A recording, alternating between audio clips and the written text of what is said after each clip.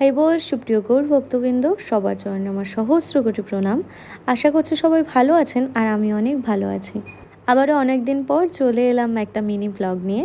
তো আজকে আমি, মা আর বোন গেছিলাম একটা দরকারি বাইরে। তো কোথায় গেছিলাম সেটা আর বলছি না। আর বাড়ি এসে আমাদের ছিল রাতে পিকনিক। তো এখন চলছে দামোদর মাস আর বৌদিদের বাড়িতে ছিল পিকনিক। তো তার জন্য সকাল সকাল চলে গেলাম পিকনিকের ব্যবস্থা করতে বৌদিদের বাড়িতে। আর আমার বৌদি কিন্তু একজন কেক আর্টিস্ট, আমার বৌদি কেক বানায়। তো দেখো, একটা বৌদির আজকে অর্ডার ছিল, তো সেই কী কেক বানিয়েছিল সেটাই দেখাচ্ছিলাম। তো সব কিছুর আয়োজনের মাঝে আমাদের পুচকিও চলে এলো আর এখানে রান্নার ব্যবস্থাও শুরু হয়ে গেল। এখন সব কিছু চলছে, সবজি ভাজাভাজি, আলু ভাজা। আর এখানে আজকে একটা রেসিপি আমি শেয়ার করব, জানি না কতটা ঠিকঠাকভাবে দেখাতে পারবো, তবে যতটা পারবো দেখাবো। তো রান্নার মাঝে আমি কিছুক্ষণের জন্য বাড়িতেও চলে এলাম দ্বীপ দেখাতে। তো চলো আবারও ফিরে গেলাম।